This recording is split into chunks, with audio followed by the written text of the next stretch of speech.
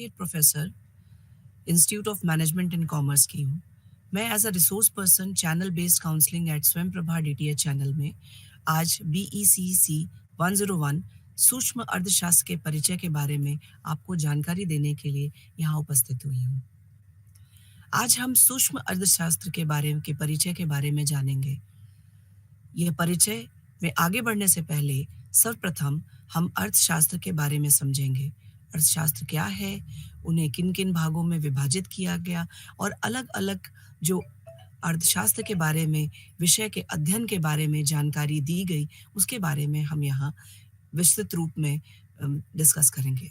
अर्थशास्त्र सामाजिक विज्ञान की वह शाखा है जिसके अंतर्गत वस्तुओं और सेवाओं के उत्पादन, वितरण, विनिमय और उपभोग का अध्ययन किया जाता है। अर्थशास्त्र एक सामाजिक विज्ञान का विषय क्यों है, यह एक जानने वाली बात है। अर्थशास्त्र को अगर दो भागों में विभाजित किया जाए तो अर्थ यानी कि मुद्रा यानी मनी और शास्त्र यानी कि साइंस। इसे हम कुछ बड़े अर्थशास्त्रियों ने इसे एक विज्ञान कहा, किसी ने इसे अलग अलग विषयों में विभाजित किया, अलग अलग तरीके से इसको समझा। और इस अर्थशास्त्र की सामाजिक विज्ञान की जानकारी के बारे में अगर हम विस्तृत रूप से समझें तो यह एक वितरण, विनिमय और उपभोग का अध्ययन है। इसको दो भागों में सर्वप्रथम विभाजित किया गया, व्यष्टि अर्थशास्त्र यानी कि सूक्ष्म और माइक्रो इकोनॉमिक्स, और समष्टि अर्थशास्त्र यानी कि मैक्रो इकोनॉमिक्स। व्यष्टि अर्थशास्त्र अर्थशास्त्र की वह शाखा है जो व्यक्तिगत इकाइयों जैसे कि एक उपभोक्ता, एक उत्पादक से संबंधित आर्थिक समस्याओं का अध्ययन करती। उससे संबंधित जो भी आर्थिक समस्याएं आती हैं उसके बारे में विस्तृत रूप में अध्ययन करने को हम माइक्रो इकोनॉमिक्स यानी कि व्यष्टि अर्थशास्त्र कहते हैं। वहीं समष्टि अर्थशास्त्र समष्टि अर्थशास्त्र अर्थशास्त्र की वह शाखा है जो संपूर्ण अर्थव्यवस्था के स्तर पर अर्थव्यवस्था से संबंधित आर्थिक तथ्यों जैसे पूर्ण रोजगार, समस्या, सकल राष्ट्रीय उत्पाद, बचत, निवेश, समग्र उपभोग आदि का अध्ययन करती है। आगे बढ़ते हुए अर्थशास्त्र के विषय वस्तु को समझते हैं। व्यष्टि अर्थशास्त्र में उपभोक्ता का व्यवहार से संबंधित सिद्धांतों को बताया गया, वहीं उत्पाद के व्यवहार सिद्धांत को बताया गया। कीमत निर्धारण से संबंधित बातों के बारे में हम चर्चा करेंगे। कल्याण अर्थशास्त्र के बारे में चर्चा करेंगे। वहीं समष्टि अर्थशास्त्र में सामाजिक आय तथा रोजगार के बारे में चर्चा करेंगे। राजकोषीय और मौद्रिक नीतियों के बारे में चर्चा करेंगे। सरकारी बजट, विनिमय दर और भुगतान शेष के बारे में चर्चा करते हैं। सबसे पहले अर्थशास्त्र को समझने से पहले हमें यह समझना होगा कि संसाधन क्या होते हैं।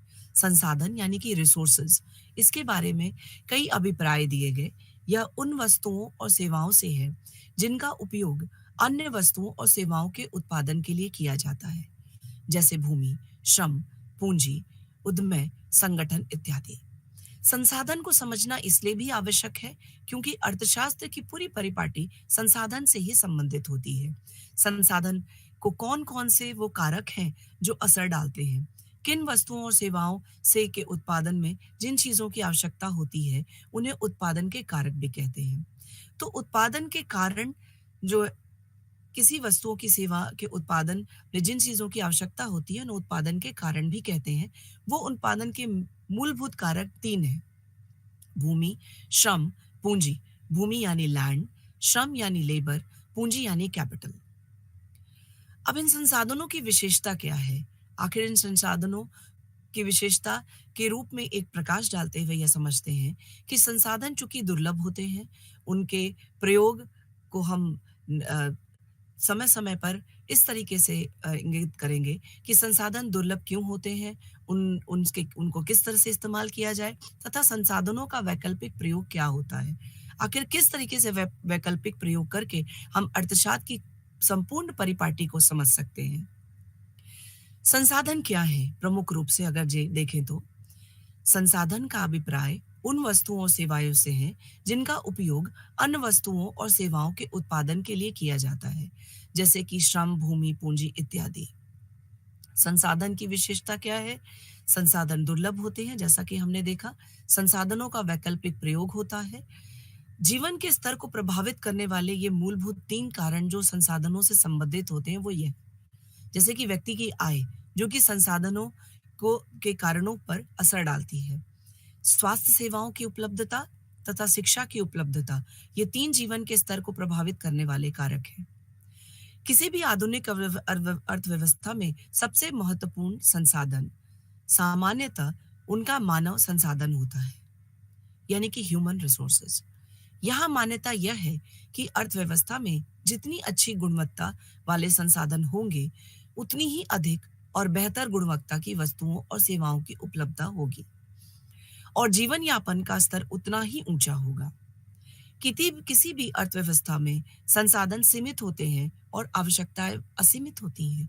जैसा कि ये मनुष्य का व्यवहार है कि वह संसाधन सीमित होने पर असीमित आवश्यकताओं के बारे में अपना विचार रखता है और ज़्यादा से ज़्यादा अपनी आवश्यकताओं को बढ़ाता रहता है। अब सबसे बड़ी समस्या आती है किसी भी चीज़ संसाधन को सेलेक्ट करने की, यानी कि प्रॉब्लम ऑफ चॉइस। किसी भी अर्थव्यवस्था में संसाधन सीमित होते हैं, जैसा कि हम जानते हैं। इन सीमित संसाधनों में सीमित वस्तुओं और सेवाओं का उत्पादन हो सकता है। तो प्रश्न यह उठता है कि संसाधनों का प्रयोग किन वस्तुओं और सेवाओं के उत्पादन के लिए किया जाए। इसी सामाजिक आर्थिक प्रश्न को चुनाव की समस्या कहते हैं।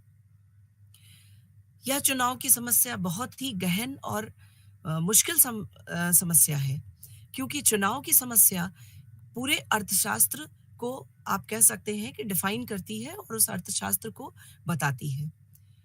जैसा कि मैं एक एग्जाम्पल यहाँ पे देना चाहूंगी, एक समस्या यह कि आप किसी एक वस्तु का चुनाव कर रहे हैं और आपके पास अलग अलग तरह की चॉइसेस हैं और उन चॉइसेस में आपको निर्धारित करना है कि सबसे उपयोगी और सबसे बेहतर चॉइस आपके लिए क्या है।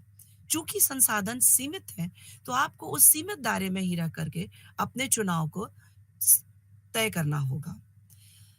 तो ये हम कह सकते हैं कि सामाजिक आर्थिक प्रश्न को चुनाव की समस्या कहते हैं और यह समस्या अत्यंत ही गहन समस्या है जो पूरे अर्थशास्त्र को व्याख्यात करती है और बताती है।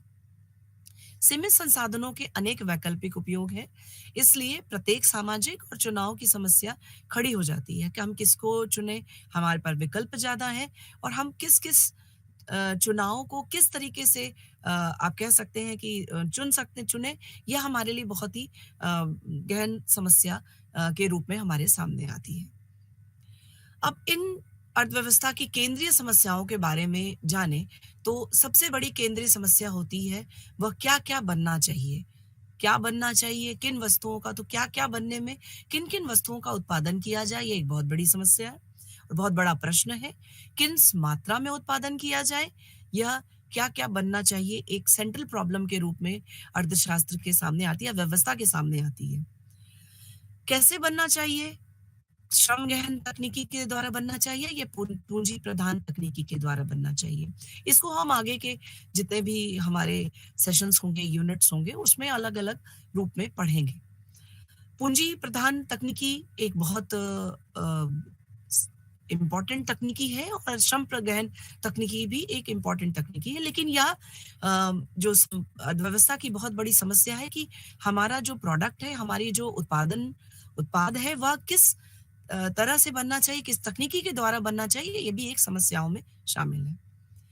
किसके लिए बनना चाहिए, यह व्यक्तिगत वितरण के लिए है या कार्यात्मक वितरण के लिए है, यह एक बहुत बड़ी समस्या है। व्यक्तिगत वितरण एक ऐसे वितरण है जिसके द्वारा आप व्यक्तिगत रूप में मांगी गई डिमांड, यानी कि व्यक्तिगत मांगी गई मांग के द्वारा इसको निर्धारित करते हैं। वही कार्यात्मक वितरण, यानी कि कार्य के किसी विशेष कार्य के लिए अगर कोई उत्पादन किया जा रहा है तो उसकी वाकई अन्य मांग कितनी है, कितने किस रूप में है, इसके द्वारा आप किसके लिए बनना चाहिए यह एक सेंट्रल प्रॉब्लम का निर्धारण करते हैं, अर्थव्यवस्था की केंद्रीय समस्याओं का निर्धारण करते हैं। आगे अगर हम बढ़े तो हम यह जानना चाहेंगे कि बुनियादी आर्थिक गतिविधियों के बारे में क्या क्या चीजें हैं जो बहुत ही अर्थव्यवस्था पर प्रकाश डालती हैं। अर्थव्यवस्था में सबसे बड़ा प्रकाश डालने वाली जो पहली बुनियादी आर्थिक गतिविधियां हैं वह उत्पादन, दूसरा है विनिमय और तीसरा है उपभोग। यह तीन ऐसे आर्थिक गतिविधियां हैं जिसके द्वारा किसी भी प्रोडक्ट यानी कि अर्थव्यवस्था के जितने भी सेंट्रल प्रॉब्लम्स हैं उनका निस्तारण किया जा सकता है। यानी कि उत्पाद को कितना प्रोड्यूस करना चाहिए, कितना बनना चाहिए, किस तकनीकी के द्वारा बनना चाहिए और किस प्रकार वितरण होना चाहिए। इन तीनों चीज़ों को का केंद्र बिंदु जो है ये 3 गतिविधियों पे निर्धारित होता है, यानी कि बुनियादी गतिविधियाँ जिसको हम कहते हैं, यानी कि उत्पादन, विनिमय और उपभोग। अर्थव्यवस्था की समस्याएँ जो हैं, जिनके बारे में हमने अभी यहाँ पर जाना, वह क्या-क्या बनना चाहिए, कैसे बनना चाहिए और किसके लिए बनना चाहिए। आइए प्रकाश डालते हैं कि क्या-क्या बनना चाहिए, उसको हम किन-किन रूपों में समझ रहे हैं। पहला, किन वस्तुओं का उत्पादन किया जाए, यह कौन तय करेगा? तो आपके द्वारा की गई माँग इन चीज़ों को तय करेगी कि किन-किन वस्तुओं का उत्पादन किया जाए। कितनी मात्रा में किया जाए, यानी कि उनकी मात्रा कितनी होनी चाहिए। ऐसा तो नहीं कि हम एक्सेस यूटिलाइजेशन ऑफ रिसोर्सेज कर रहे हैं और कहीं ज़्यादा मात्राओं का उत्पादन हो रहा है और कहीं कम मात्राओं का उत्पादन हो रहा है।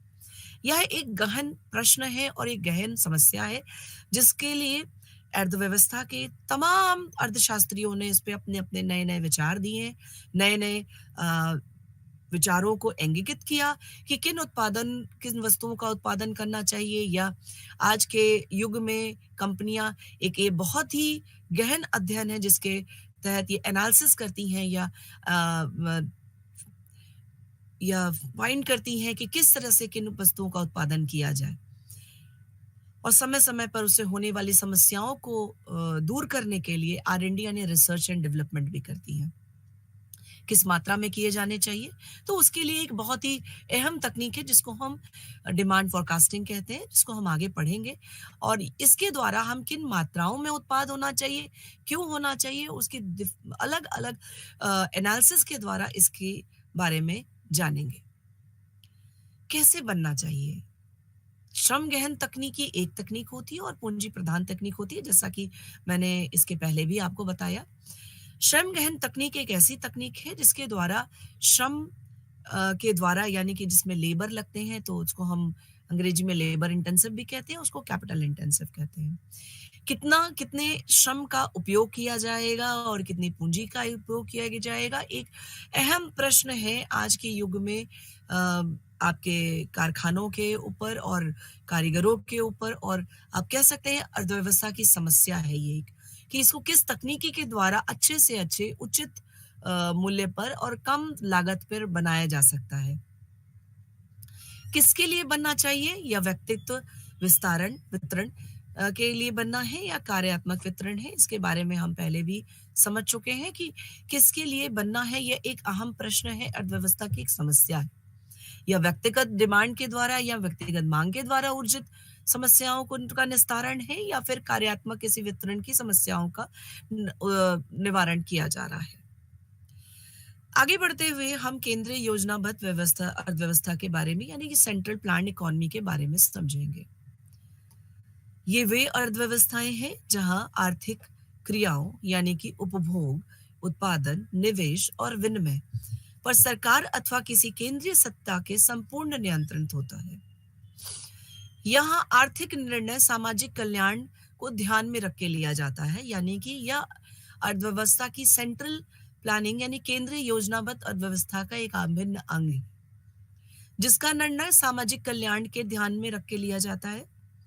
उपभोक्ता के प्रभुत्व बंधित होता है। केंद्रीय अधिकारी यह निर्णय लेते हैं कि लोग किन किन वस्तुओं का उत्पादन करें, यानी कि सभी आर्थिक समस्याओं का निस्तारण करते हुए यहाँ पर यह इंगित किया जाता है कि आर्थिक अधिकारी उस चीज का निर्णय कि किन वस्तुओं का उत्पादन किया जाएगा। अधिकतर संसाधनों पर सरकार का नियंत्रण होता है। सरकार ही बाजार की वस्तुओं की कीमत का निर्धारण करती है। सरकार यह तय करती है कि किन वस्तुओं का कीमत आर्थिक एक एमआरपी जिसको हम कहते हैं मिनिमम प्राइस कितना होगा, और उस पर लगने वाले टैक्सेस यानी कि कर भी कितने होंगे, इसका भी निर्धारण जो है वह सरकार कीमतों के निर्धारण को तय करती है। आर्थिक क्रियाओं की दृष्टि से सार्वजनिक क्षेत्र अत्यधिक सक्रिय होता है, जैसा कि हम जानते हैं। आर्थिक क्रियाओं की दृष्टि से सार्वजनिक क्षेत्रों में बहुत आमूल-चूल परिवर्तन होते रहते हैं और उन क्षेत्रों में को काफी सक्रिय होता है, तो उसमें लेने वाले जितने भी निर्णय होते हैं वो भी बहुत सही होने चाहिए, और इसके लिए एक केंद्रीय योजनाबद्ध अर्थव्यवस्था की का गठन किया जाता है और इसको हमारी सरकारें इसका ध्यान रखते हुए सही समय पर सही उपभोग, उत्पादन और निवेश तथा विनिमय पर एक अपना वर्चस्व रखती हैं और उसको केंद्रीकृत करके संचालित करती हैं।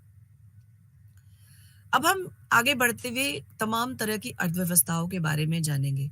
अर्थव्यवस्थाओं में सबसे पहले बात होती है बाजारिक अर्थव्यवस्था की, या वो अर्थव्यवस्थाएं हैं जहां पर आर्थिक क्रियाएं, उपभोग, उत्पादन, निवेश तथा विनिमय पर बाजारिक शक्तियों का निर्णय होता है।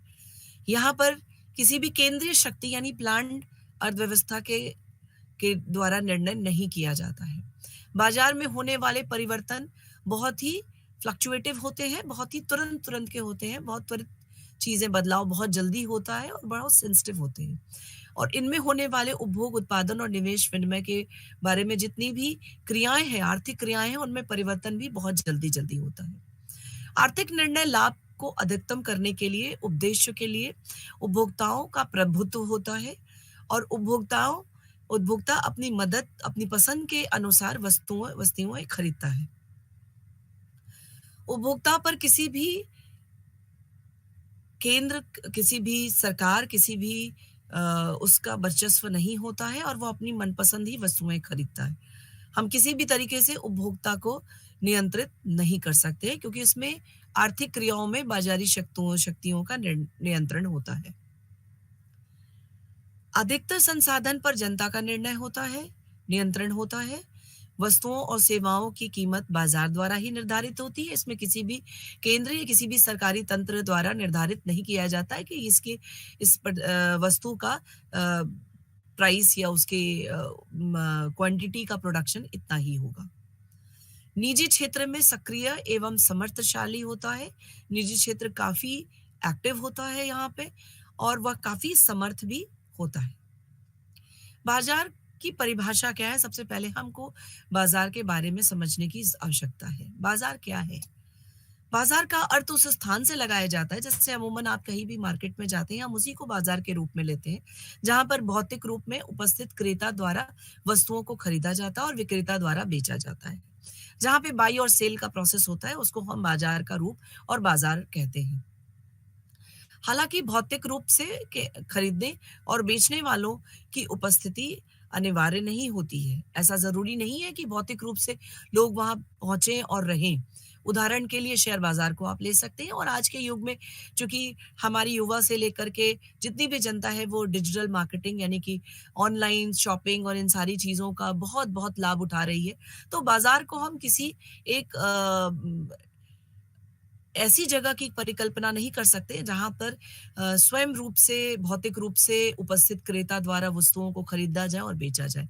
हम ऑनलाइन माध्यम से भी वहां पर एब्सेंस रह के अपनी एक आईडी बना करके केवल क्रय विक्रय का एक प्रोसेस या यानी कि प्रक्रिया को कर सकते हैं। आगे बढ़ते हैं कि अगर हम ध्यान से देखें तो आखिर मन में कई सवाल उत्पन्न होते होंगे इसके तहत कि आखिर बाजार को किन किन बाजारों को कैसे कैसे विभाजित किया जाए। तो थोड़ा सा अर्थव्यवस्था, दोनों तरह की बाजार के अर्थव्यवस्था के अंतर को समझते हैं। आर्थिक बाजार की अर्थव्यवस्था जो होती है वह आर्थिक क्रियाओं का अगर नियंत्रण के बारे में सोचे तो बाजार अर्थव्यवस्था जो है वह बाजारी शक्तियों द्वारा देखा जाता है। वहीं केंद्रीय योजनाबद्ध अर्थव्यवस्था में वह सरकार अथवा केंद्रीय सत्ता द्वारा नियंत्रित किया जाता है।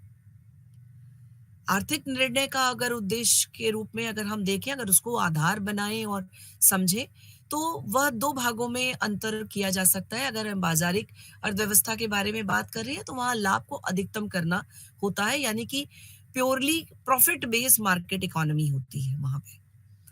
वहीं अगर केंद्रीय योजनाबद्ध अर्थव्यवस्था के बारे में बात करें तो सामाजिक कल्याण को अधिकतम करने की बात की जाती है वहां पे। वही उपभोक्ता की प्रभुत्ता के अगर आधार माना जाए तो दोनों ही चीजों में जो अंतर है वह बाजारिक अर्थव्यवस्था उसको कहता है कि उपभोक्ता प्रभुत्व संपन्न होना चाहिए।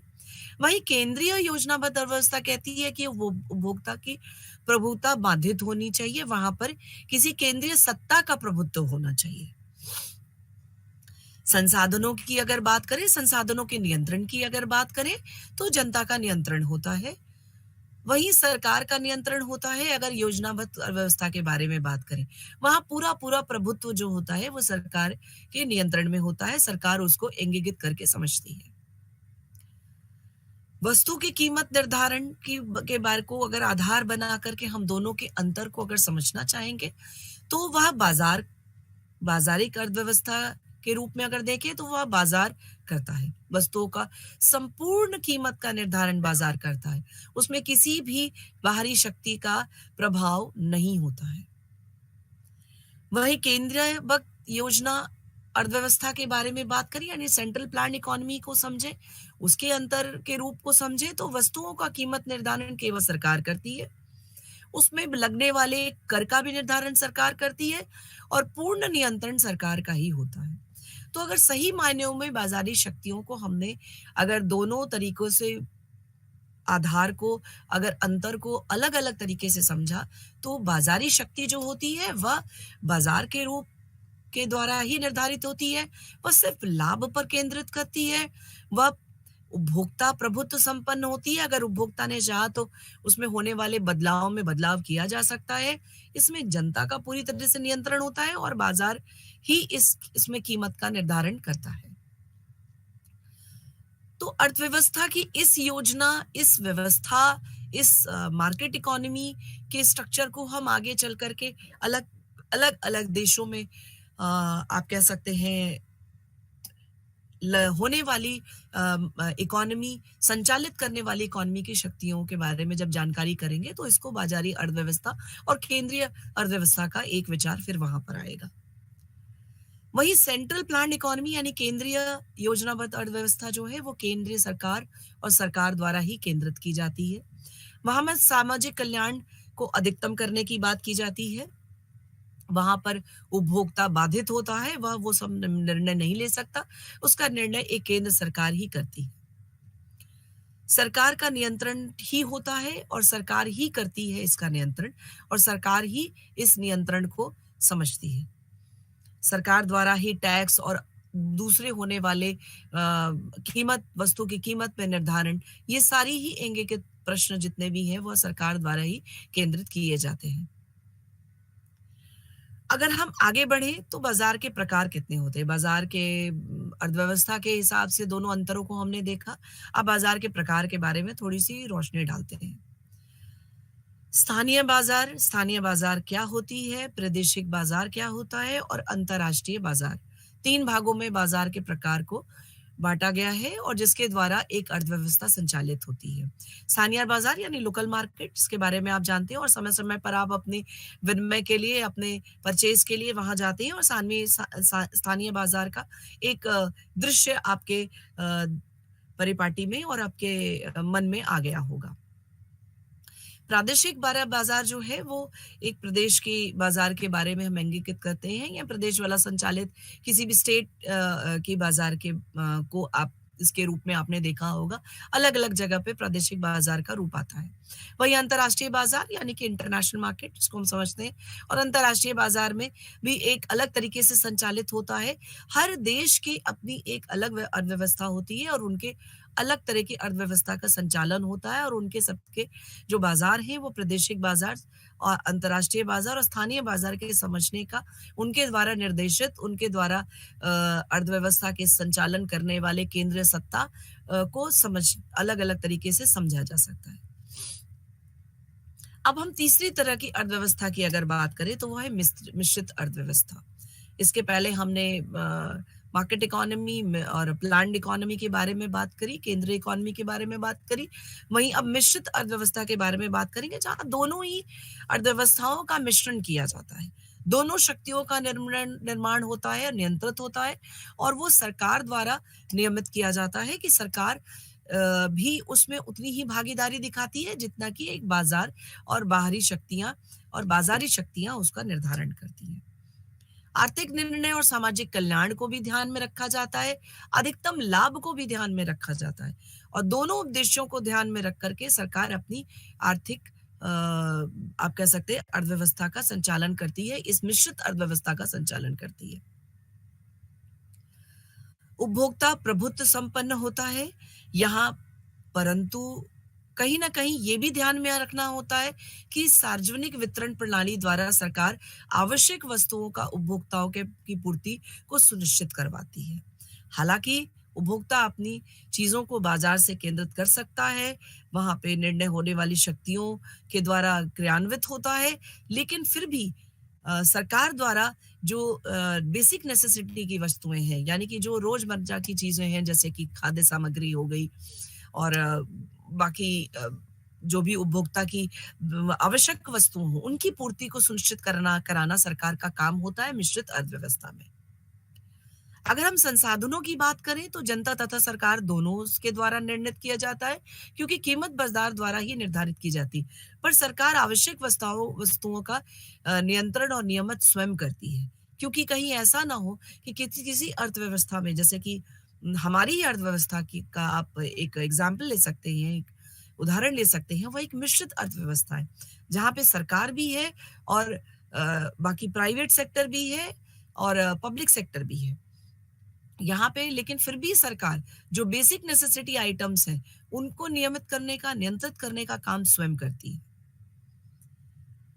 निजी और एवं सार्वजनिक क्षेत्रों की अगर बात करें तो दोनों ही आर्थिक क्रियाओं की दृष्टि से सक्रिय होते हैं। यहाँ पे केवल निजी नहीं होता या सार्वजनिक नहीं होता। यहाँ पे निजी और सार्वजनिक दोनों ही आर्थिक क्रियाओं को दृष्टि में रखा जाता है और दोनों ही यहाँ बराबर भागीदारी से काम करते हैं।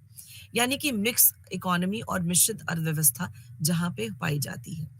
अभी अमूमन सारे ही विश्व के देश लगभग मिश्रित अर्थव्यवस्था पे कार्यरत हैं, जहाँ पे सरकारी तंत्र की शक्तियां भी काम करती हैं और बाजारिक शक्तियां भी काम करती हैं और आपसी समन्वय से निजी और सार्वजनिक क्षेत्र दोनों की आपसी समन्वय से आर्थिक क्रियाओं को आगे बढ़ाया जाता है और अर्थव्यवस्था संचालित की जाती है। अब हम एक दृष्टि और डालेंगे, जबकि हम अर्थशास्त्र के बारे में समझ रहे हैं, तो वास्तविक अर्थशास्त्र क्या होता है और आदर्शमात्मक अर्थशास्त्र यानी कि नॉर्मेटिव इकोनॉमिक्स क्या होती है। वास्तविक अर्थशास्त्र रियल इकोनॉमिक्स को कहते हैं, यानी कि वास्तविक अर्थशास्त्र भूत, वर्तमान तथा भविष्य के आर्थिक मुद्दों से संबंधित है। यहाँ उन आर्थिक स्थितियों से संबंधित है जिनका तथ्य तथा आंकड़ों द्वारा अध्ययन किया जाता है। जैसे आज होने वाले किसी भी मुद्दे में सरकारी, जैसे अमूमन आपने देखा होगा, बजट पेश किया जाता है और वो कई इंगित आर्थिक स्थितियों से संबंधित होता है। वो पूरा संपूर्ण बजट जो है वो आंकड़ों के द्वारा अध्ययन करने पर ही निर्धारित किया जाता है। उसको हम रियल इकोनॉमिक्स यानी वास्तविक अर्थशास्त्र कहते हैं। यानी कि इस समय चलने वाले, संचालित होने वाली जितनी भी इकोनॉमिक पॉलिसीज है, वो सब एक रियल इकोनॉमिक्स का हिस्सा है, जिन पे किसी भी आर्थिक स्थितियों या का निर्धारण या उन मुद्दों का, आर्थिक मुद्दों का निर्धारण से संबंधित होने वाले जितने भी मुद्दे हैं, चाहे वे भूतकाल में रहे, वर्तमान में रहे और भविष्य में रहे, उनका सबका अध्ययन जो है आंकड़ों द्वारा ही किया जाता है, नहीं कि स्टैटिस्टिकल एनालिसिस द्वारा किया जाता है। वहीं आदर्शात्मक अर्थशास्त्र की बात करें, क्योंकि आदर्श भी हमारे पास है, बहुत सारे अर्थशास्त्रियों का विचार हमारे पास है, चाहे वो एडम स्मिथ हो, अल्फ्रेड मार्शल हो, चाहे आप अलग अलग समय पर अलग अलग आने वाले अर्थशास्त्रियों के बारे में अगर हम पढ़ें, तो उनका आदर्श कहीं ना कहीं हमारे अर्थशास्त्र को एक नई दिशा देने में मदद करता है। वह आदर्शात्मक अर्थशास्त्र कहलाता है या आर्थिक मुद्दों अथवा आर्थिक समस्याओं पर अर्थशास्त्रियों के विचारों से संबंधित होता है। जितनी भी माइक्रो इकोनॉमिक्स की स्टडी है, यानी कि सूक्ष्म अर्थशास्त्र की स्टडी है, वो नॉर्मेटिव इकोनॉमिक्स पे बेस्ड होती है, आदर्शात्मक अर्थशास्त्र पे बेस्ड होती है। जितनी भी हमारी थ्योरीज हैं, जितने भी हमारे पॉल प्रिंसिपल्स हैं, वो सारे के सारे इसी नॉर्मेटिव इकोनॉमिक्स का हिस्सा हैं और उसी के द्वारा संचालित किए जाते हैं। उसमें आने वाले विचार कहीं ना कहीं हमारे आज होने वाले परिवर्तन को केंद्रित करते हैं, उनको दिखाते हैं। जैसे कि केन्सियन इकोनॉमिक्स का नाम आपने सुना होगा। कीन्स के द्वारा दिए गए जितने भी मैक्रो इकोनॉमिक्स की थ्योरी है, वो आज आने वाले आप एक अहम आर्थिक मुद्दा जो इस समय कोविड 19 के टाइम पर आया, उसको कहीं ना कहीं हमें इस आदर्शात्मक अर्थशास्त्र ने हमें एक विचार दिया कि किस तरीके से हमें इस सिचुएशन को, इस समय को इस मुद्दे को, इस गहन आर्थिक मुद्दे को की समस्या, एक जटिल समस्या का निस्तारण कर पाए। वहीं आर्थिक मुद्दों और आर्थिक समस्याओं पर अर्थशास्त्रियों के द्वारा विचारों से संबंधित जितनी भी चीजें आती हैं हमारे सामने, वह कहीं ना कहीं हमें एक नया विचार, एक नया मार्गदर्शन देती हैं। इसीलिए अर्थशास्त्र सिर्फ अर्थशास्त्र नहीं है, यह रियल इकोनॉमिक्स और नॉर्मेटिव इकोनॉमिक्स का वो कॉम्बिनेशन है, वह एक जोड़ है जिसके द्वारा एक अर्थशास्त्र का संचालन, उसके उसमें आने वाले संबंधित कई समस्याओं और मुद्दों को के संबंध में एक नया विचार प्रकट करता है। इसीलिए मैंने यहाँ अर्थशास्त्र के दो अभिन्न अंग, यानी कि वास्तविक अर्थशास्त्र और आदर्शात्मक अर्थशास्त्र के बारे में बताया। आगे बढ़ते हुए इन दोनों के बीच में एक विशिष्ट अंतर को समझना जरूरी है, जो कि इसके आधार को और भी ज्यादा आप कह सकते हैं कि विस्तृत रूप में समझाएगा। आधारभूत कारण, सबसे अहम आधार है अर्थ, यानी कि वास्तविक अर्थशास्त्र का अर्थ समझना जरूरी है। यह भूत, वर्तमान, भविष्य आर्थिक मुद्दों के संबंधित के बारे में बताता है। यह तथ्यों और आंकड़िक सत्यता को जांच करके ही इन मुद्दों के बारे में एक एक आप कह सकते हैं विचार तय करता है। इसके कथन में क्या था, क्या है और क्या होगा, इससे संबंधित चीजें होती हैं। यानी कि क्या था, पहले क्या था, आगे क्या होगा और क्या हो सकता है, इससे संबंधित आगे भविष्य में जो निर्णय होते हैं वो वास्तविक अर्थशास्त्र के द्वारा ही लिए जाते हैं। यह हमें वह आधार देता है जिससे कि हम किसी भी कथन का मूल्यांकन निहित नहीं करते।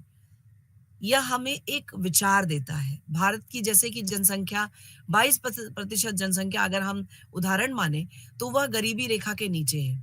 यह कथन वर्तमान काल से संबंधित है, आज ये ऐसा है। यह हमें किसी आंकड़ों की सत्यता से ही नियत किया गया है, बताया गया है, जांचा गया है। तो यह वास्तविक अर्थशास्त्र है जो कि चीजें फैक्चुअल बेसिस पे मौजूद है, उसके द्वारा हम यह निर्धारित करते हैं कि यह आंकड़ा हमें क्या कह रहा है और हमें इससे क्या जानकारी मिल रही है, ये किस आर्थिक मुद्दों के बारे में इंगित कर रहा है।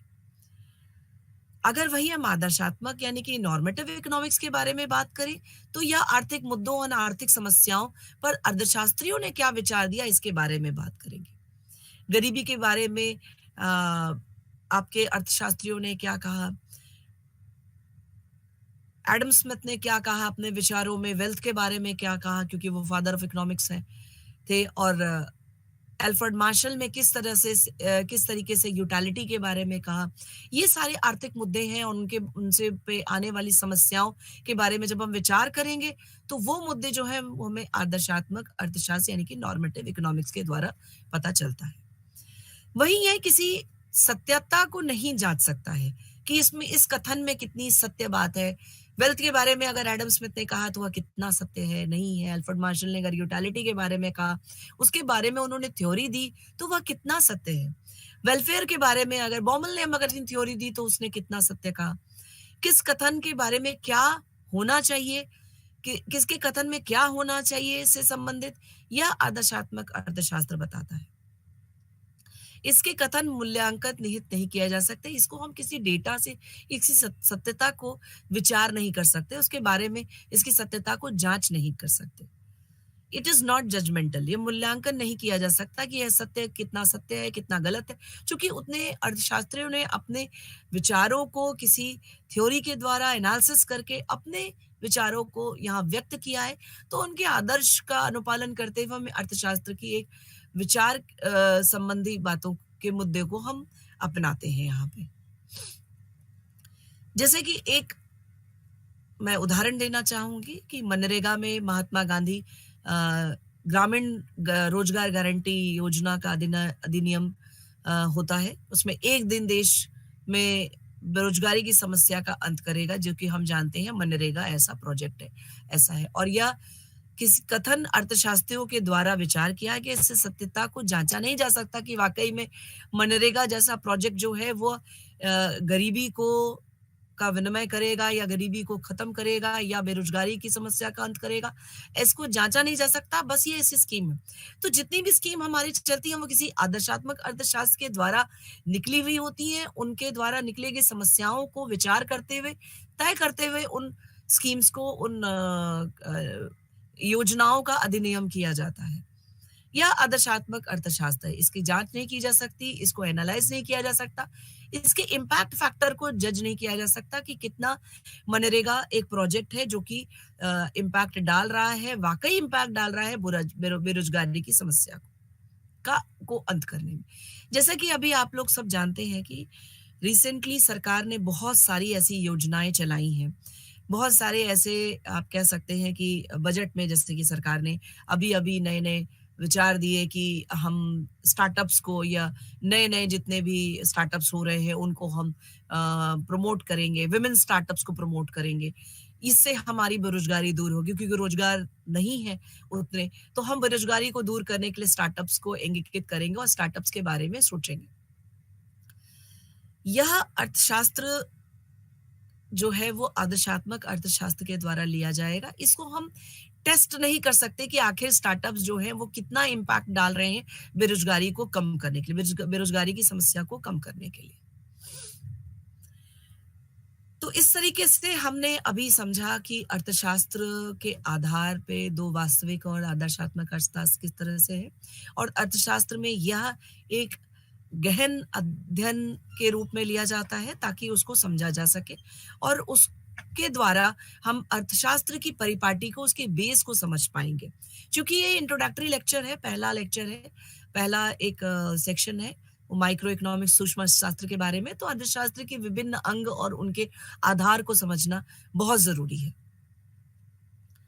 अब हम थोड़ा सा रुक करते हैं जिसमें कि हम प्रोडक्शन पॉसिबिलिटी फ्रंटियर यानी कि उत्पादन संभावनाओं के वक्र को समझेंगे, जो कि अर्थशास्त्र को के बारे में बताता है। और चूंकि संसाधनों के बारे में यह बताता है, तो संसाधनों को कैसे इस्तेमाल किया जाए, इसका संभावित संयोग क्या हो जिसके द्वारा उत्पादन निहित किया जा सके। अर्थशास्त्र का एक अभिन्न अंग अगर उत्पादन है तो उसमें उत्पादन संभावित वक्र को भी समझना बहुत जरूरी है। यह वह वक्र है जो दो वस्तुओं के विभिन्न संभावित संयोग को प्रकट करता है, जिनका उत्पादन उपलब्ध संसाधनों द्वारा किया जाता है। हमारे पास चूंकि हम जानते हैं रिसोर्सेस कम है और संसाधनों द्वारा उस उत्पादन को हम उपलब्ध संसाधनों द्वारा ही उत्पादित कर सकते हैं।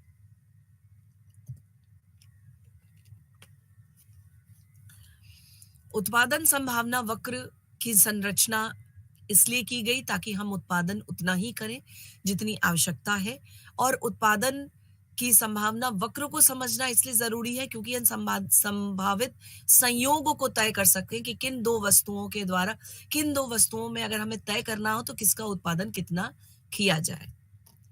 संसाधन हमारे दिए हुए हैं, हमारे पास रिसोर्सेज लिमिटेड है। दिए हुए संसाधनों का पूर्ण एवं कुशल प्रयोग करना हमारी एक अर्थव्यवस्था की कुशल अर्थव्यवस्था को इंगित करता है, बताता है। उत्पादन की तकनीकी स्थिर होती है, तकनीकी में कोई बदलाव अगर ना हो तो प्रोडक्शन पॉसिबिलिटी फ्रंटियर यानी कि उत्पादन संभावित वक्र हमें उत्पादन से संबंधित चीजों को, संभावित संयोगों को प्रकट करने के और विचार करने का एक व्यू देता है, एक हमें कुशल प्रयोग के द्वारा अंकित करता है। अभी संभावित वक्र को अगर हम देखें और हमारे पास वस्तु की मात्रा, एक्स वस्तु की मात्रा एक है और दो वाई वस्तु की मात्रा ली गई है। उन दोनों वस्तुओं की मात्रा जो है वो यह तय करती है कि अगर हम एक वस्तु को बढ़ाएंगे और दूसरी वस्तु को तय कम करते हैं, उतनी ही मात्रा के संयोग को तय कम करते हैं, तो कहीं ना कहीं हमें एक फ्रंटियर मिलता है, एक वक्र मिलता है जो कि ABCDEFG पॉइंट्स को जोड़ने के बाद हमें बताता है कि किस तरीके से दोनों ही मात्राओं को इस तरीके से बराबर किया जाए, रिप्लेस किया जाए ताकि हमें उत्पादन संभावना वक्र की प्राप्ति हो सके। उत्पादन संभावना वक्र जो है वह हमें यह भी बताता है कि किस समय किस वस्तुओं का कितना उपयोग उपभोग किया जाए, कितना हमें उत्पादित किया जाए और किस वस्तुओं को हम कम कर सकते हैं, उसकी जगह पे दूसरी वस्तु को हम बढ़ा सकते हैं। कितनी पॉसिबिलिटी है उस फ्रंटियर में, यह वक्र हमें बताता है और इसका अभिप्राय, इसका प्रयोग अमूमन सभी 2 वस्तुएँ के उपभोग और उत्पादन की संभावनाओं के बारे में जब हम विचार करते हैं, इंगित करते हैं, तब हम इसको देखते हैं। वहीं उत्पादन के प्राय और अप्राय संयोग के बारे में अगर हम पढ़ें, तो प्राय संयोग जो होता है वो उत्पादन संभावना वक्र तथा उत्पादन संभावना वक्र के अंदर उपस्थित सभी बिंदुओं को प्राय संयोग कहते हैं। इसमें प्राय संयोग जो है वो वक्र को, फ्रंटियर को पूर्ण रूप से पूर्ण करता है जिसकी पॉसिबिलिटी होती है।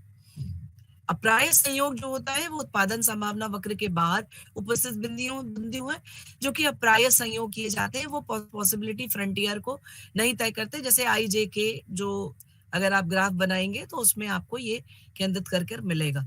यह इस अप्राय संभावना को दिखाते हैं, यानी कि संभावना अच्छी नहीं है, यह उत्पादन संभावना वक्र के द्वारा बताया गया। अप्राय संयोग भी की बिंदु जो है वह किसी भी उत्पादन संभावना को निश्चित नहीं करती है, वह सही नहीं होती है, इसलिए हम प्राय संयोग की तरफ बढ़ते हैं। प्राय संयोग को ही हम पॉसिबिलिटी वक्र कहते हैं। उत्पादन संभाव वक्र की विशेषता क्या है, यह जानना बहुत जरूरी है। उसका ढलान हमेशा नीचे की ओर होता है। उत्पादन संभावना वक्र का ढलान मूल बिंदु की ओर नतोत्तर होता है, जिसको हम concave with respect to origin कहते हैं। कॉनकेव क्यों होता है? क्योंकि वह ओरिजिन से ही नीचे की ओर ढलान की ओर बढ़ा हुआ रहता है, और कॉनकेव यानी कि दोनों एक्सिस के द्वारा वो अंदर की तरफ इंगित करता है, तो हम उसे कॉनकेव कहते हैं, और ढलान की मूल बिंदु नतोत्तर होता है। अब हम आगे बढ़ते हुए अपने मेन कोर्स में, जिनको कि हम सूक्ष्म अर्थशास्त्र के बारे में चूंकि हम पढ़ेंगे और उससे होने वाले जितने भी उसके अंतर्गत आने वाले अर्थशास्त्रियों के विचार और उनमें दिए गए थ्योरीज और प्रिंसिपल्स के बारे में पढ़ेंगे, तो हम रुक करते हैं सूक्ष्म अर्थशास्त्र क्या है। सूक्ष्म अर्थशास्त्र एक ऐसा अर्थशास्त्र का भाग है जो व्यक्तियों, परिवारों और व्यवसायों के आर्थिक निर्णय और बाजार में उनके व्यवहार का अध्ययन करता है। अब इसमें यह किसी सरकार द्वारा निर्णय नहीं किया जाता, या व्यक्तियों के द्वारा, परिवार के द्वारा, परिवारों के द्वारा या व्यवसायों के द्वारा, यानी कि किसी व्यक्ति को अगर कोई निर्णय लेना हो, इंडिविजुअल को निर्णय लेना हो, परिवार को निर्णय लेना हो कि क्या खरीदना है, क्या नहीं खरीदना है, कितना खरीदना है, जैसे कि प्रोडक्शन पॉसिबिलिटी का फ्रंटियर में हमने पढ़ा, कितनी पॉसिबिलिटी है किस प्रोडक्ट को हम, किसी उत्पाद को हम कितना खरीदें, कितना ना खरीदें, किस उत्पाद को हम ज्यादा पसंद कर रहे हैं, किसको कम पसंद कर रहे हैं, किस व्यवसाय, एक व्यवसायी अपने प्रोडक्ट में जितने होने वाले बदलाव हैं, चाहे उत्पाद से संबंधित हो, चाहे उसमें होने वाले बदलाव से संबंधित हो, चाहे मूल्य से संबंधित हो, जितने डिमांड से संबंधित हो, उसकी सप्लाई से संबंधित हो, तो इन सारे अध्ययनों को जो हम एक व्यक्ति, परिवार और व्यवसाय के व्यवसायियों के द्वारा अगर निर्णय लिया जा रहा है, तो उस व्यवहार को हम सूक्ष्म अर्थशास्त्र कहते हैं, यानी कि माइक्रो इकोनॉमिक्स कहते हैं। व्यक्तियों और व्यवसायों का चयन, यानी कि इंडिविजुअल एंड बिजनेस चॉइसेस। यहाँ हम व्यवसायों के चयन पे भी बहुत ज्यादा विचार करेंगे, क्योंकि हम ये जानते हैं कि व्यक्ति और व्यवसाय यह दोनों ही बहुत कम लोगों द्वारा ही सीमित विचारों को रखता है। व्यक्ति अपने बारे में जो अपने विचारों के बारे में व्यक्त करता है, वह सूक्ष्म अर्थशास्त्र का एक हिस्सा होता है, एक अंग होता है। वही व्यवसाय को अगर हम देखें, यानी कि बिजनेस चॉइसेस के बारे में अगर हम देखें, तो व्यवसायी किस उत्पाद, किस प्रोडक्ट के बारे में सोच रहा है, उसको कितना प्रोड्यूस करने के बारे में सोच रहा है, कितने उत्पादन के बारे में सोच रहा है, कितना कर में उसके कॉस्ट के बारे में कितना सोच रहा है, उसकी प्राइस के बारे में कितना सोच रहा है, ये सारी ही चीजें सूक्ष्म अर्थशास्त्र के अंतर्गत आती हैं। चूंकि संसाधन सीमित है और अर्थशास्त्र में इन संसाधनों को सीमित रखा गया है, हमारे पास स्कैरसिटी ऑफ रिसोर्सेज है, तो हम उस स्कैरसिटी को सोचते हुए अपने क्या विचार उन उत्पादनों के बारे में बना रहे हैं या व्यवसाय क्या विचार बना रहे हैं, यह सब चीजें जो भी निर्णय है, आर्थिक निर्णय है, वो सूक्ष्म अर्थशास्त्र के अंतर्गत आता है।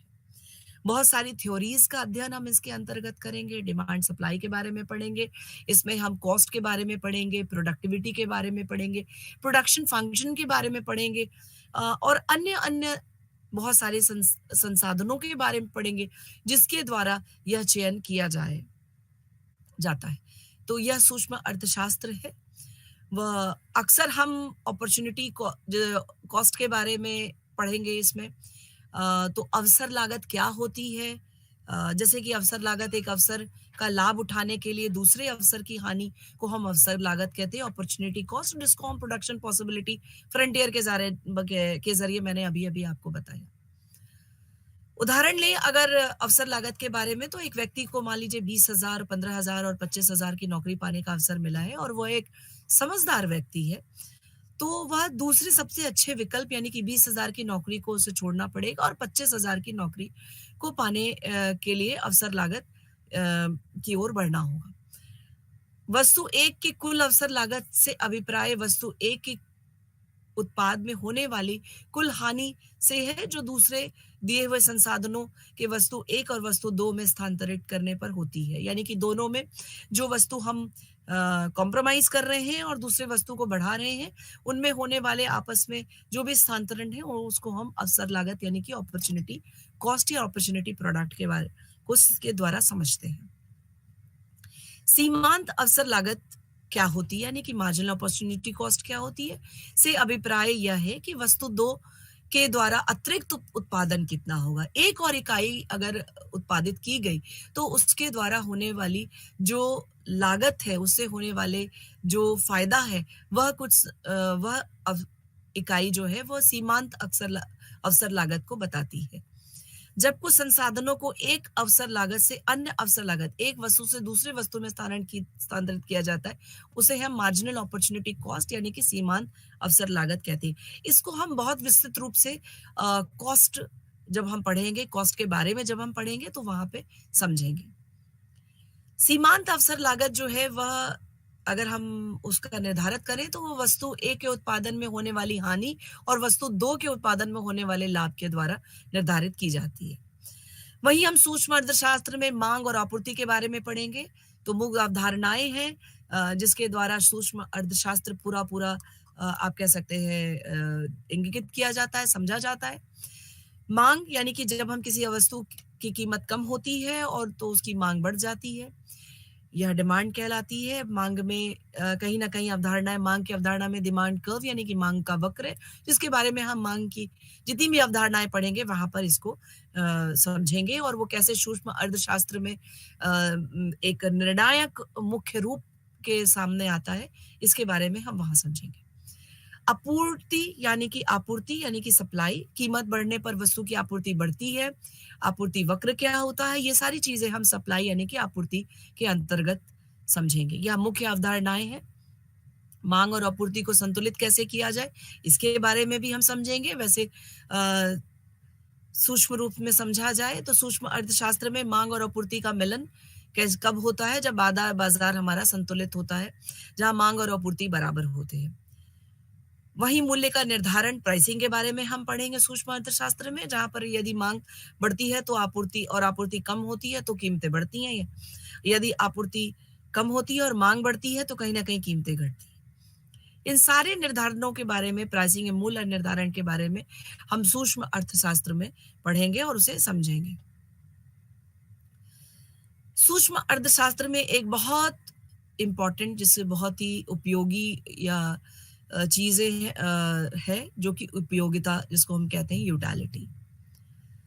यूटिलिटी का सिद्धांत जो है वो बहुत ही अहम बिंदु है, जिसके द्वारा हम सूक्ष्म अर्थशास्त्र को बहुत ही विस्तृत रूप से समझ पाते हैं, उसकी गहनता तक, गहराई तक समझ पाते हैं, जिसको कि एल्फ्रेड मार्शल ने दिया। उपयोगिता का सिद्धांत हम पढ़ेंगे। उपयोगिता वस्तुओं और सेवाओं से मिलन होने वाले संतोष या खुशी को उपयोगिता कहा जाता है। सीमांत उपयोगिता क्या होती है? प्रत्येक अतिरिक्त इकाई से प्राप्त होने वाली उपयोगिता कम हो जाती है, डिमिनिशिंग रिटर्न्स जिसको हम कहते हैं। यह उपयोगिता का सिद्धांत कितना इंपॉर्टेंट है, यह हम सूक्ष्म अर्थशास्त्र में पढ़ेंगे। फिर बाजार की संरचनाएं क्या होती हैं, यानी कि मार्केट स्ट्रक्चर के बारे में भी हम पढ़ेंगे सूक्ष्म अर्थशास्त्र में। संपूर्ण प्रतियोगिता क्या होती है, पूर्ण प्रतियोगिता क्या होती है, पूर्ण प्रतियोगिता क्या होती है, एकाधिकार प्रतियोगिता क्या होती है, इन सारी चीजों के बारे में हम मार्केट स्ट्रक्चर यानी बाजार की संरचनाओं में पढ़ेंगे। पूर्ण प्रतियोगिता में बहुत से विक्रेता और खरीद होते हैं, जिसको हम परफेक्ट कंपटीशन कहते हैं। वस्तुओं की कीमत बाजार निर्धारित करता है, जैसा कि हम जानते हैं, या परफेक्ट कंपटीशन और पूर्ण प्रतियोगिता का हिस्सा है। अपूर्ण प्रतियोगिता इम्परफेक्ट कंपटीशन, यानी कि अधिसृष्टि बाजार। मोनोपोली एकमात्र विक्रेता है। यहाँ पर अधिकार प्रतियोगिता के बारे में पढ़ेंगे। मोनोपोलिस्टिक कंपटीशन, कुछ विक्रेता जिनके पास उत्पादन भिन्न प्रकार के हैं। यह सारी संरचनाएं हमारी सूक्ष्म अर्थशास्त्र का एक हिस्सा है।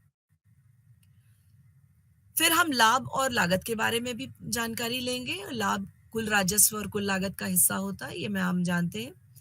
कुल लागत को निश्चित करने के लिए, यानी कि फिक्स कॉस्ट निश्चित का लागत होता है, और परिवर्तनशील लागत यानी कि वेरिएबल कॉस्ट होता है।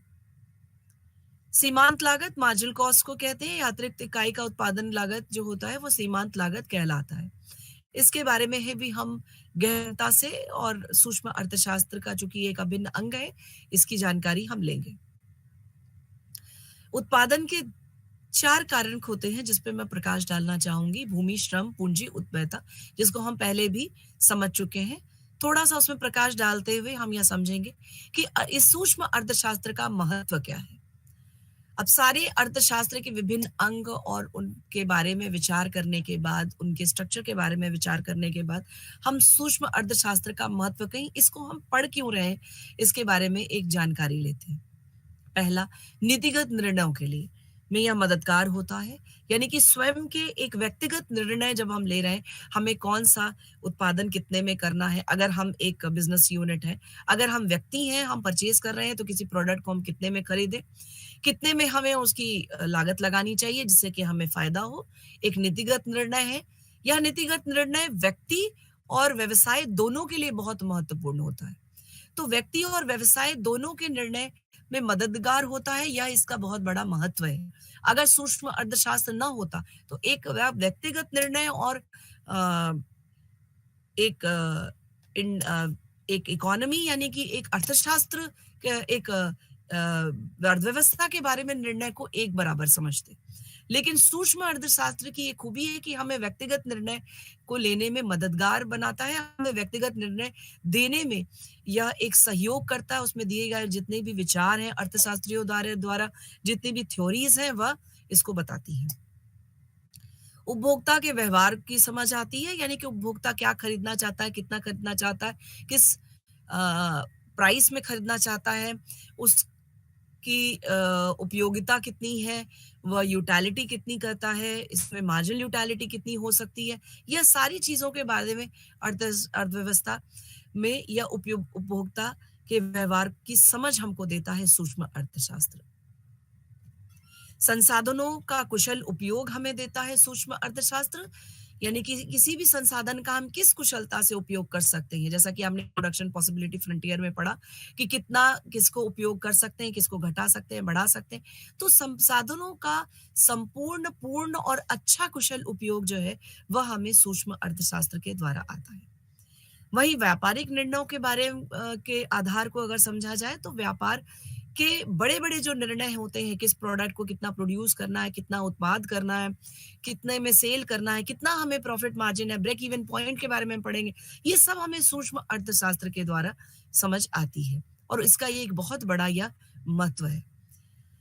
तो निष्कर्ष यह हुआ कि सूक्ष्म अर्थशास्त्र हमें सिखाता है कि व्यक्ति और व्यवसाय के निर्णय किस प्रकार आर्थिक संसाधनों का सबसे अच्छा प्रयोग करने में मदद करता है।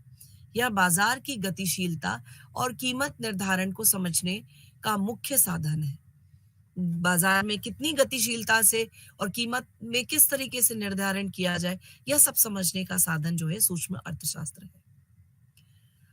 तो इस तरीके से एक यह विज्ञान है जिसकी परिपाटी को समझने के लिए, प्रबंधन और आवंटन के अध्ययन के को समझने के लिए अर्थशास्त्र का एक अभिन्न अंग निकल कर आया, जिसको हम सूक्ष्म अर्थशास्त्र यानी कि माइक्रो इकोनॉमिक्स कहते हैं।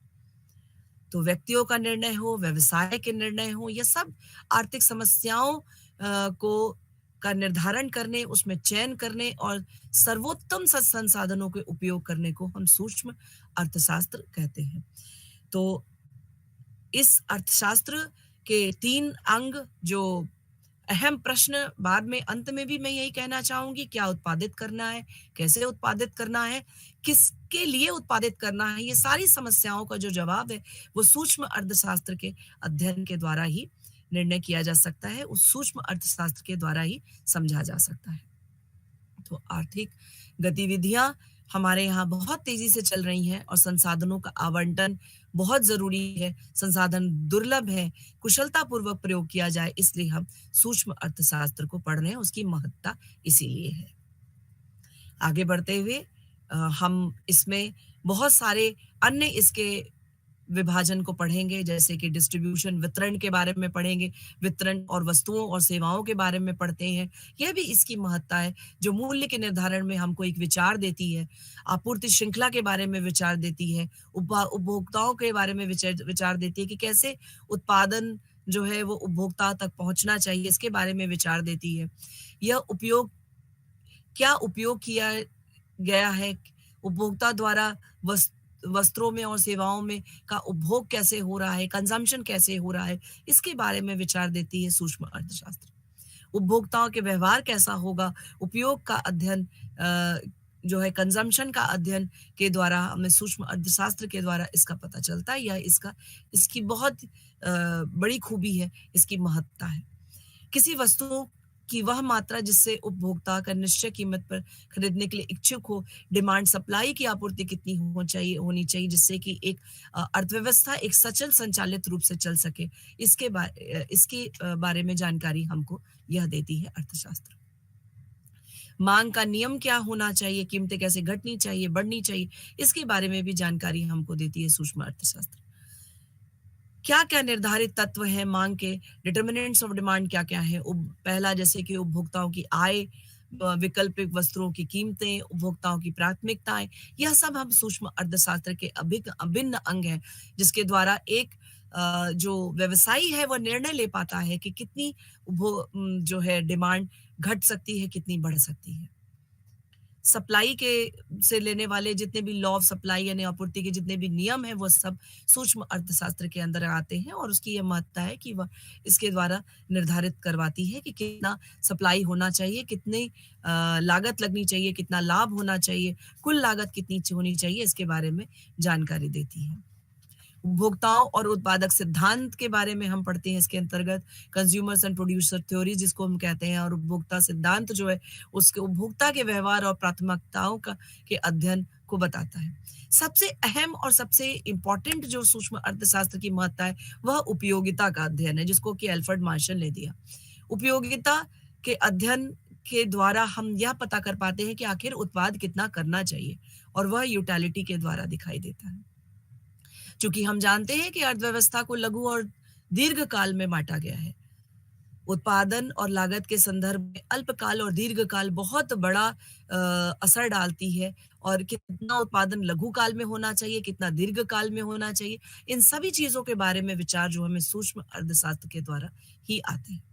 चूंकि हम बाजार की संरचनाओं के बारे में भी समझ चुके हैं और आगे आने वाले जितने भी यूनिट्स उसमें बाजारिक संरचनाओं के बारे में पढ़ेंगे, मार्केट स्ट्रक्चर के बारे में पढ़ेंगे, और यह सब सूक्ष्म अर्थशास्त्र का एक महत्व है जिसके द्वारा हम इन सारी चीजों को अच्छे से समझ पाते हैं, उनके नियंत्रण, उनकी संरचनाओं को समझने के बारे के वजह से हम यह निर्णय ले पाते हैं कि उसको किस तरीके से चलाना चाहिए, उस पर किस तरीके से आगे फॉलो अप करना चाहिए।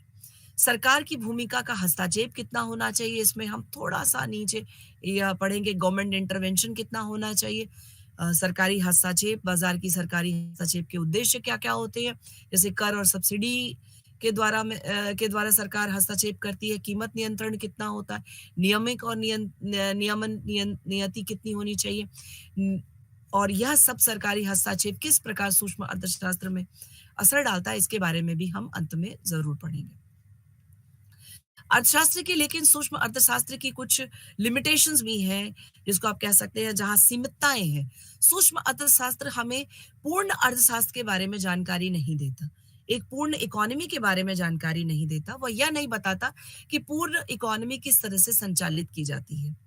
इकोनॉमी किस तरह से काम करती है, हमारी अर्थव्यवस्था, संपूर्ण अर्थव्यवस्था किस तरीके से चलती है। हमारी पॉलिसीज यानी कि हमारे लिए गए निर्णय सरकार द्वारा किस तरह से इसमें प्रभावशील होंगे, और एक बड़ी अर्थव्यवस्था के बारे में अगर समझना हो तो यह यहाँ पर विफल होता है। अगर टैक्स और सब्सिडी के बारे में समझना हो तो यह यहाँ पर विफल होता है। वही सूक्ष्म अर्थशास्त्र कहीं ना कहीं बाह्य प्रभारों को समझने में कहीं ना कहीं आप कह सकते हैं कि असंभव प्रतीत होता है, क्योंकि बाह्य प्रभाव के बारे में हम नहीं समझ सकते। तो यह इसकी लिमिटेशंस है। आज इस लेक्चर को मैं यहीं विराम देती हूँ। धन्यवाद। अगले के आगे लेक्चर के लिए फिर आपके सामने प्रकट होंगे। Thank you so much. धन्यवाद।